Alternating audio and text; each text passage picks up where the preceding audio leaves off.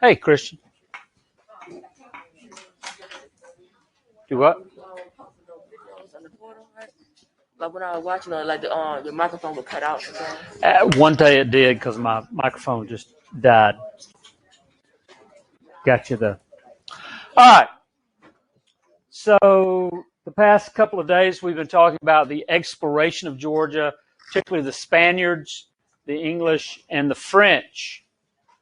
And that brings us to the colonization of Georgia.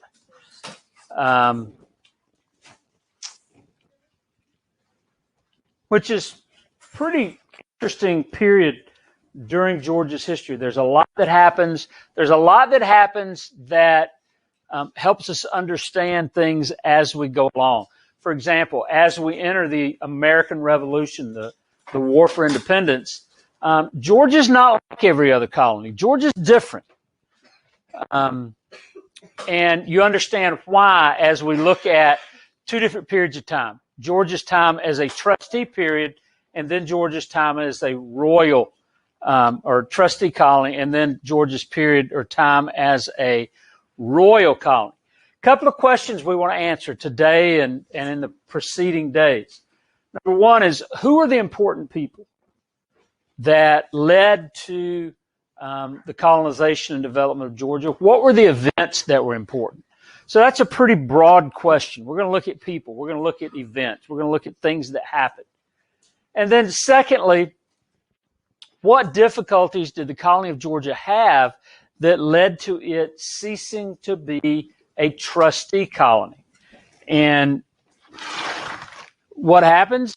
It spends time as a trustee colony. That's how it was chartered to begin with. And then it becomes a royal colony. We're going to understand the difference between those two. All right. People, events. What happened? Well, the first plan for Georgia to be a colony was developed by a guy named Sir Robert Montgomery. That happens in 1717.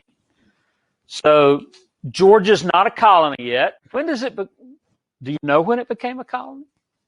1776. No, 1733. So this is 16 years before it becomes a colony.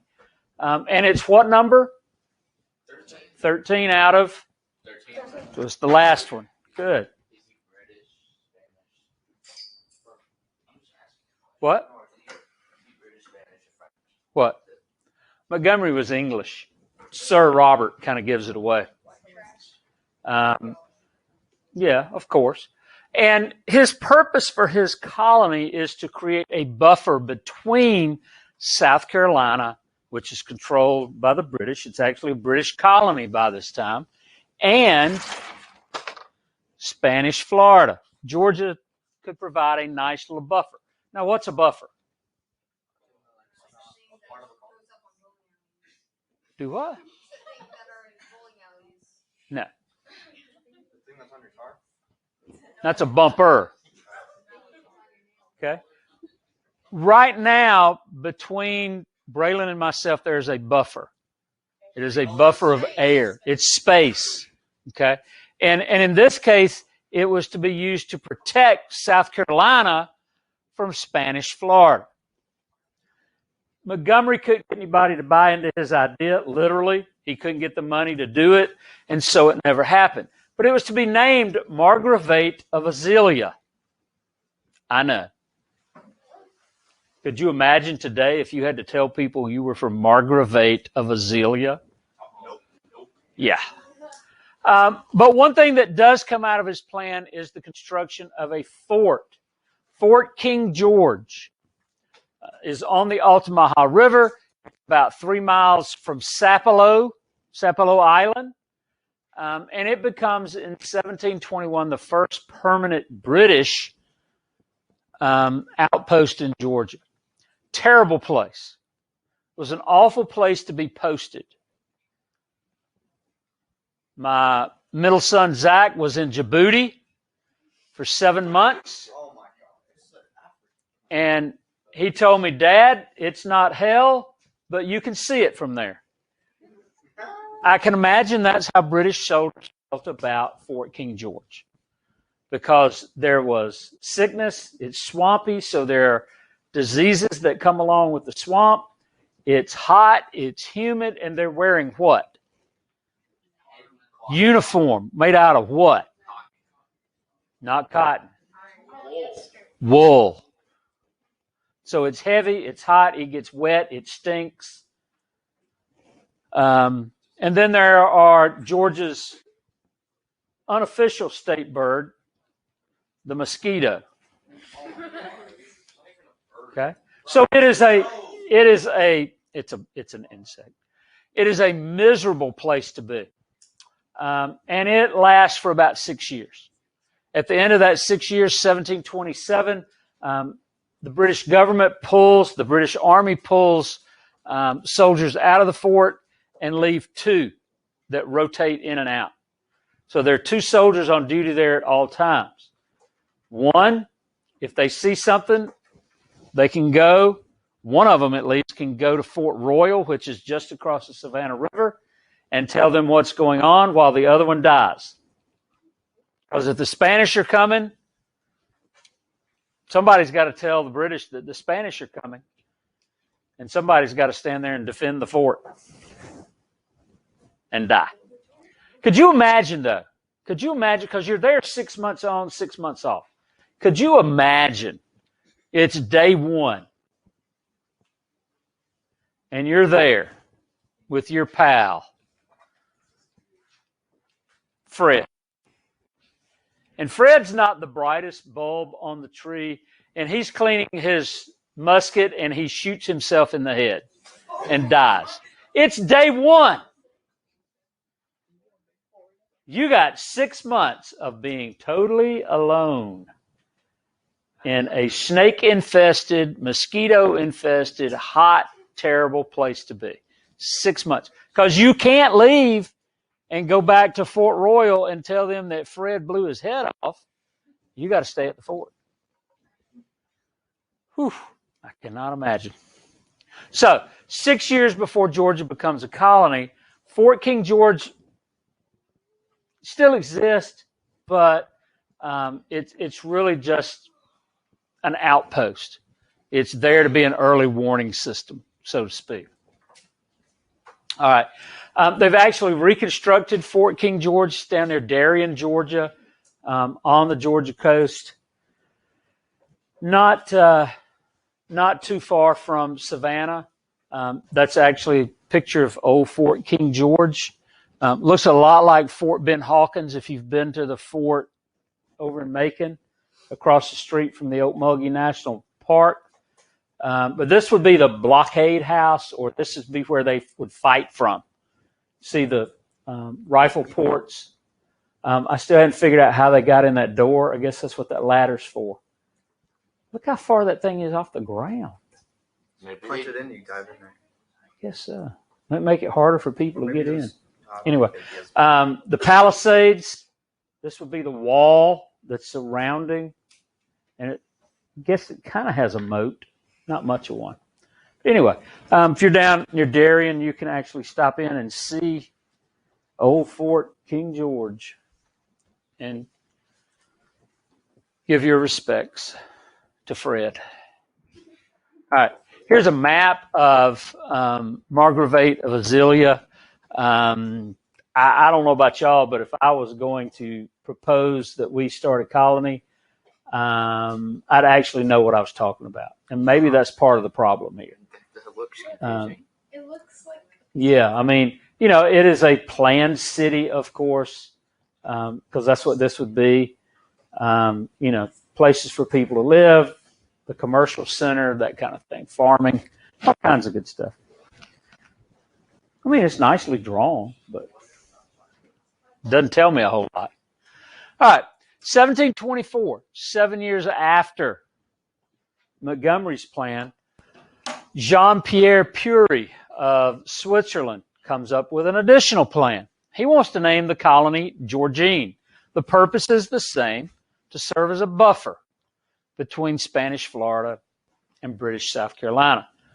He proposes it to King George. It never gets any traction. It's not accepted, and the colony is never planted. So we're still 9 years from Georgia becoming a colony, or from the first colonists landing in Georgia. James Oglethorpe. James Oglethorpe is literally the father of the state of Georgia. George Washington is known as the father of our country. James Oglethorpe is the father of Georgia. He's born in 1696 to a very affluent family. They're very wealthy. They're the upper crust of society. And so little James is not exposed to an awful lot growing up in a sheltered, affluent family. It's not until he's 25, he's elected to Parliament, that his eyes are opened. He has an awakening. And he realizes that the people of Great Britain, particularly the poor people of Great Britain, are living a very difficult life. They have many, many problems. And not only does he learn about those, but he's in a position to do something about those problems.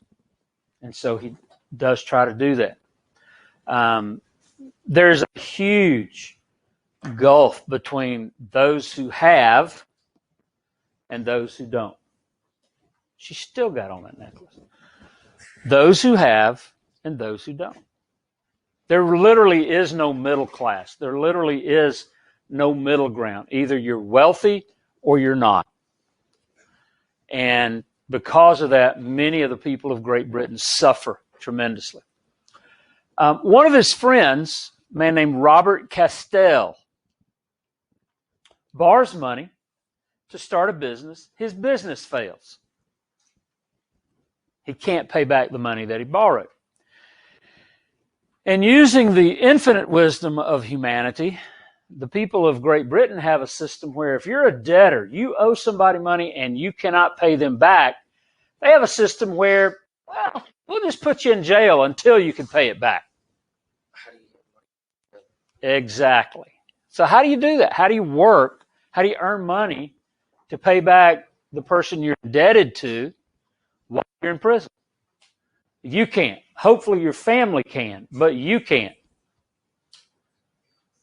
And that's the position that Robert Castell found himself in. He could not pay back his debt, and before anybody else could pay back his debt for him, he died while in prison. And so Oglethorpe is tremendously upset.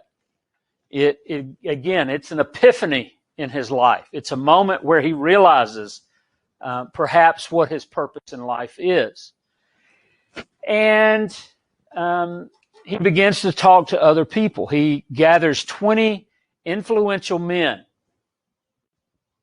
in Great Britain, and they come up with a plan. Their plan is to create a colony for the working poor, for those that are in debt, for those who are facing jail time because they can't pay back their debt. That's their vision. Now, did it actually come about? We'll see. No. And I'm glad you said that. Australia was actually founded as a penal colony. A penal colony is a place where it's prison. Okay, it's just a prison. Okay. Georgia, there's this long-founded running rumor that Georgia was founded as a colony for prisoners. And that is not true. And you're going to see that over the next several days. There's a nasty rumor started by those people in South Carolina trying to discredit the fine people of Georgia. No. I mean, there's Clemson. When we lived in Tennessee, we would come home to Milledgeville through Clemson, and I would tell my boys as we crossed through Clemson, don't breathe and pick up your feet. Don't want you to be contaminated by entering Clemson. But we had to go that way. So there's a plan. Now what do they have to do? They got to go to talk to somebody. Who they got to talk to? King George II. No, he died. Couple of pictures of Oglethorpe. This would be him as a youngish man, probably about the time he came to Georgia. And this would be him later in life. He actually ends up returning back to England. But if you go to the state capitol, there's a bust, a statue of Oglethorpe. And this is the picture that they used to create that bust. Again, younger. Anything you notice about those pictures? Well, powdered wig. It was traditional. Huh? So really big nose. Yeah, well, he's not wearing blush. Real men don't wear blush. He just pinched his cheeks.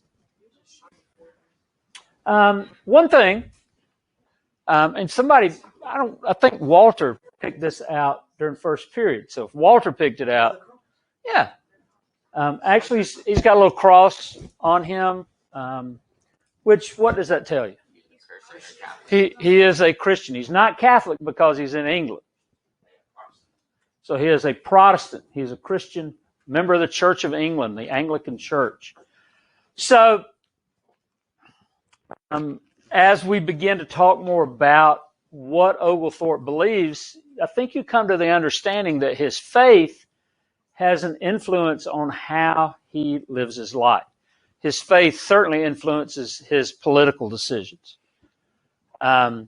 Again, he's a member of the English government, and he commits himself to the idea of prison reform. We've got to change the prison system. It's not right. It's not a place that does what it was intended to do. Georgia, by the way, is under some scrutiny right now because there have been 28 prisoner deaths in the state last year. There have been 18 so far this year. So just yesterday, I think, the Department of Justice began an investigation of Georgia's prison system. Not that anybody's doing anything wrong. It really boils down to the fact there aren't enough guards to keep control. So a lot of those deaths have been prisoner-on-prisoner crime. There's at least one riot that has taken place. So this idea of prison reform continues today. Oglethorpe thought that many of these poor unfortunates were good people. And he's not wrong. They were good people, but they became imprisoned because society was corrupt. And think about it. If it were beneficial for someone who owed you money, if it were beneficial to you, someone who owed you money to go to prison, that's what's going to happen. If it didn't benefit you, you weren't going to allow it to happen. So there's something going on, and it has to do with corruption. He believed that man was basically good, and some of this is repetitive because I really want you to get it. Man was essentially good, basically good. It was society that was corrupt. And because society was corrupt, it was capable of corrupting good men. Some 200 years later, Friedrich Nietzsche, a German theologian, would say, power corrupts, and absolute power corrupts absolutely. And that's really basically what Oglethorpe is saying too. So again, he comes up with a plan. He and his 20 buddies come up with a plan. And they go to King George II. This is Oglethorpe in 1718. He's about 22. So this is about the time he enters Parliament and has this awakening in his life. Yes?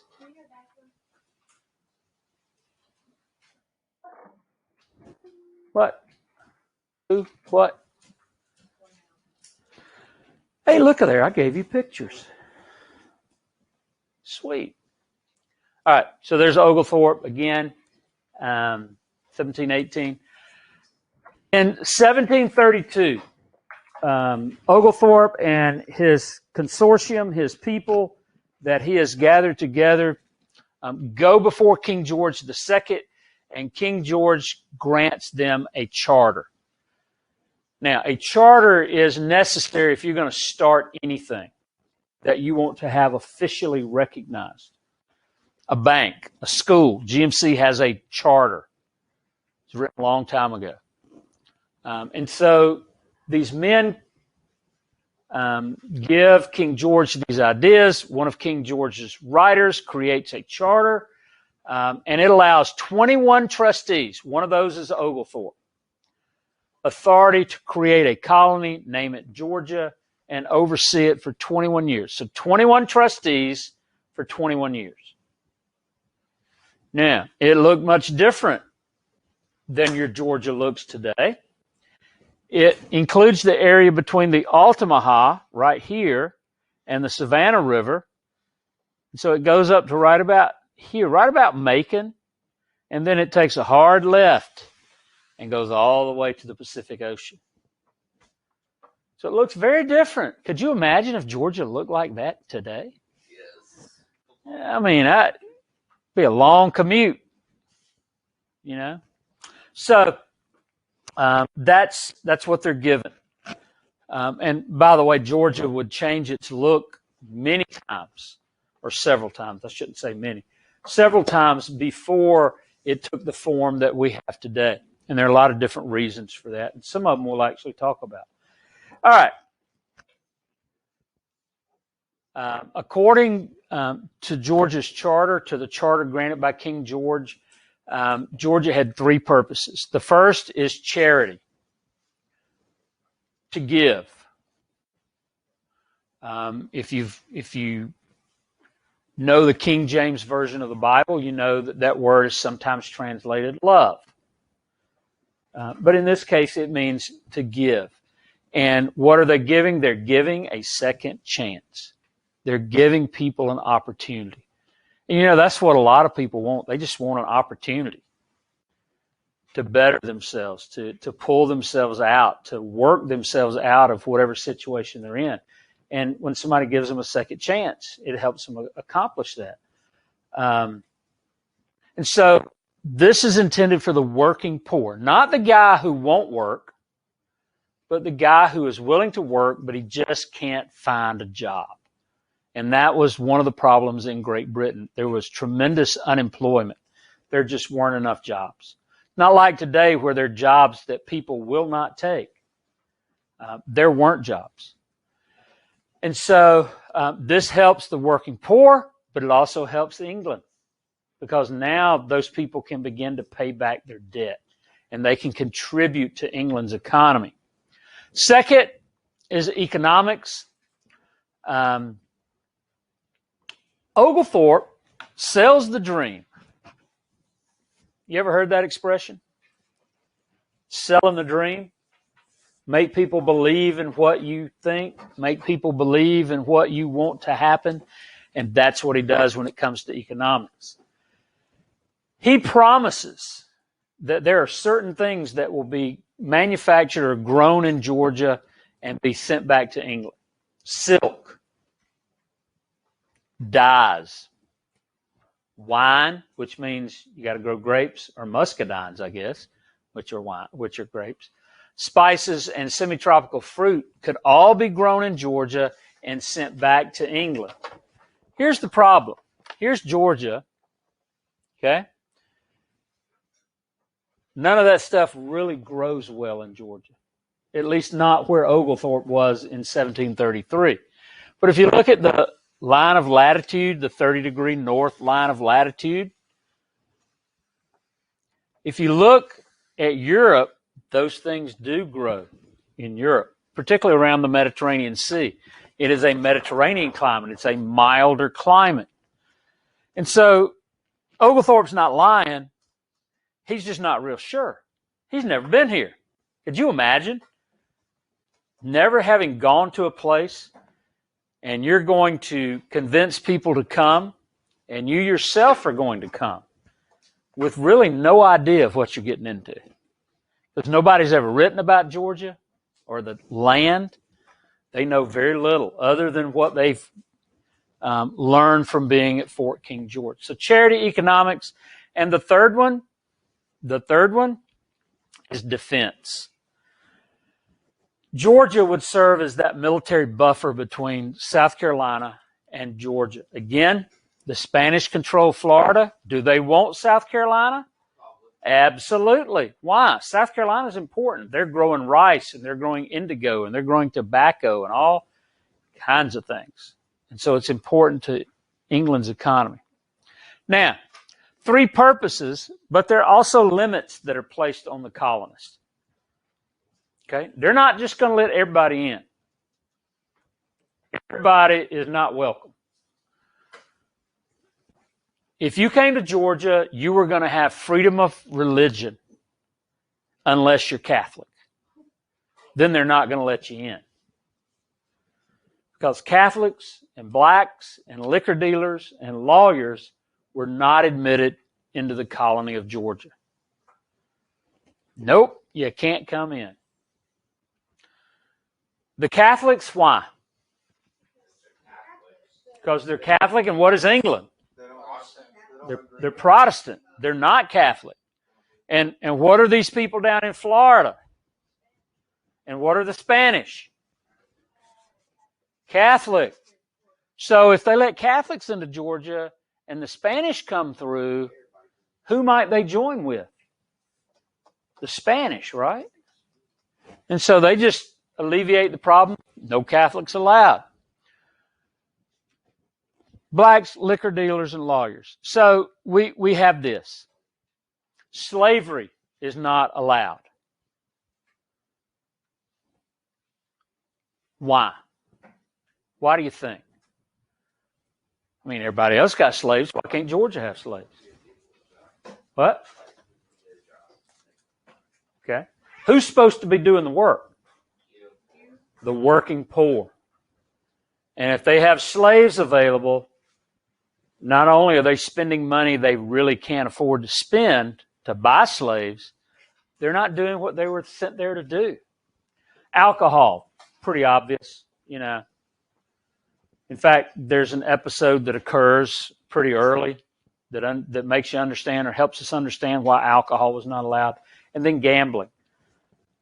Let me ask you a question. You may not know the answer.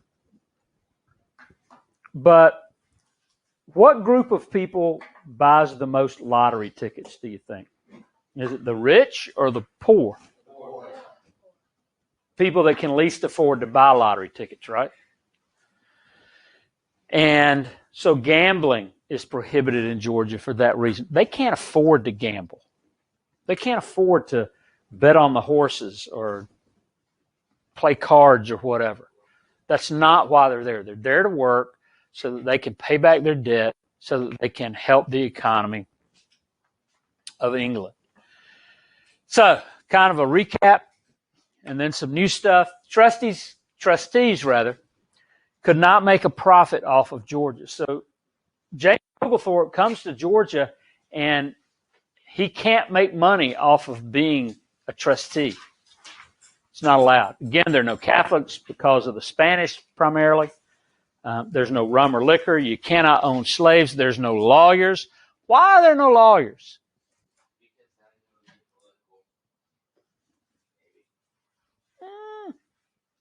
Why do you need lawyers? It's the age-old question. Why do we need lawyers? And Damien said, for court, well, guess what? There's no court. Who makes all the decisions? Well, for about 10 years, it is James Oglethorpe. He makes all the decisions. The other 20 trustees never set foot on North American soil. Any communication? How long does it take to get from England to Georgia in 1733? 2 months.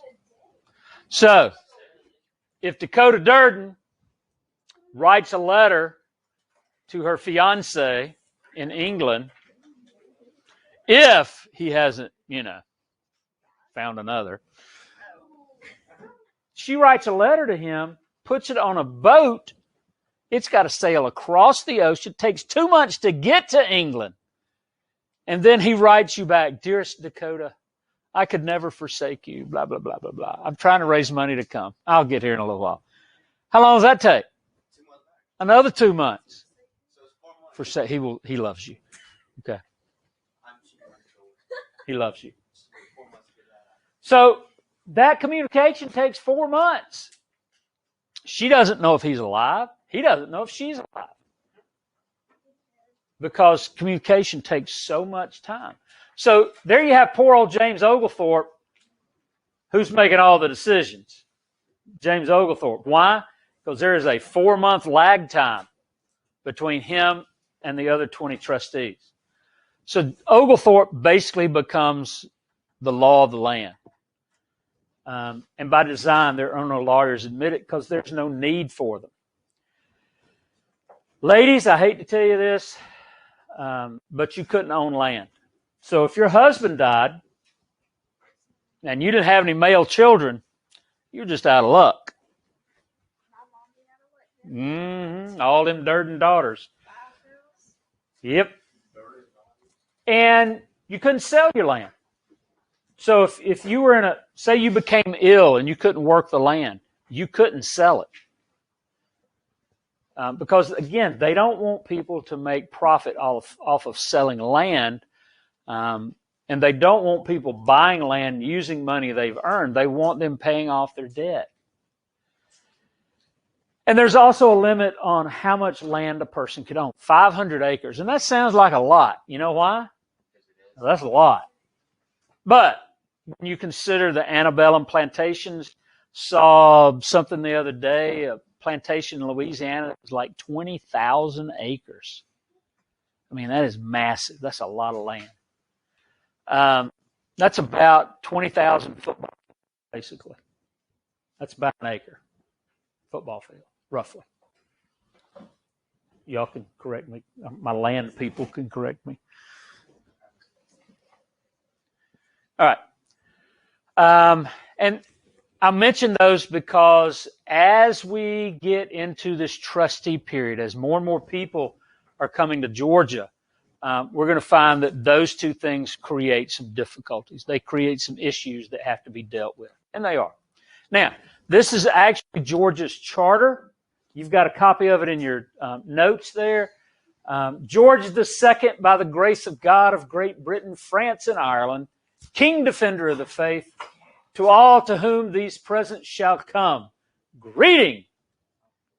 Whereas we are credibly informed many of our poor subjects are, through misfortunes and want of employment, moved to great necessities, insomuch as by their labor they are not able to provide a maintenance for themselves and family, and if they had the means to defray the charge of passage and other expenses incident to new settlements, they would be glad to be settled in any of our provinces in America.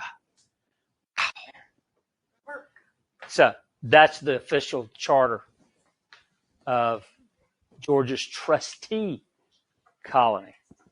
And I bring that up because, first of all, it's that funky handwriting. Some of y'all can read it. Some of you can't. Some of y'all had the benefit of learning how to write cursive. And here's the thing. If you can't write it, you probably have a difficult time reading it. Okay? And we will be looking at things like this. We're going to look in I think, what did I say, Miss Lee? Friday, we're going to look at a document that was written in 1737 that we actually have on campus. It's in our archives. And it is an indentured servants agreement. Somebody agrees to place themselves in debt or in bondage, servitude, in order to come to Georgia. Somebody had to pay for it. And one of the things you'll notice, the language is archaic. What does archaic mean? Old. Okay. And Miss Lee and I were talking earlier, the spelling is very different. There are two lowercase s's They're used depending on where they appear in the Word. And one of them looks like a lowercase f. So you really got to be able to figure things out. We'll do some work with some of these. I have a set of letters from a young man named Peter Gammons. He's a Civil War soldier, fought in the Confederacy from Virginia. We acquired those letters as a gift. Somebody just gave them to us. They are pristine. They are beautiful letters. Handwriting is just impeccable. And you guys are going to have the opportunity to read those and transcribe them. Basically, that means if it gets touched without paper, Yeah, well, you won't get the original copy. You'll get a Xerox of a Xerox of a Xerox. Maybe. A copy of a copy of a copy, yeah. And that's part of learning how to do research, how to be a historian, because whether you never take another history class after your freshman year of college, you'll still be dealing with history. It might just be the history of your own family. But if you go back and you look at that, and I've done it, things were not typed nice and neat. A lot of them were handwritten. And you just got to figure it out. So I'll give you the opportunity to figure out some things. Anywho, that's Georgia's trustee charter. There's a copy here in Georgia. I think it's in the state archives. I think there's one in the National Archives, and there's one in Great Britain. So it's a very rare document indeed. All right. So let's go back and look at those three purposes. Charity. First of all, Oglethorpe's idea is that the deserving poor would get a fresh start. Again, that second chance. I was watching the news yesterday evening, and at first I didn't think I was going to like the story very much. It was about giving prisoners the Pell Grant. And the Pell Grant is a wonderful invention. You don't get it much anymore, but it is truly intended for those who can't pay college tuition. Gives them a chance to go to school. And they interviewed this guy who actually teaches now or works now at Central Georgia Technical College. He'd been in prison. And through this program, and he was in prison for like 9 years. It was quite a bit of time. But he was able to go to school. He was able to put himself in a position so that when he was released from prison, he would at least have an opportunity to find a job. And he said he walked into, I think it was the Houston Medical Center in Warner Robins, or Houston, I guess, and went to the HR director and said, he asked the question. He said, if I take this class, because he had one class left to take, you'll give me a job, right? And she looked at him and said, do well on the test. So what did he want? He just wanted a second chance, right? And now he is, he's got a job, contributing to society just because somebody gave him a chance. One of the things that Georgia's founded for is to give people in Europe a place to flee from the persecution of the Catholic Church. If you were a Protestant, you were going to be persecuted by the church unless you were living in England.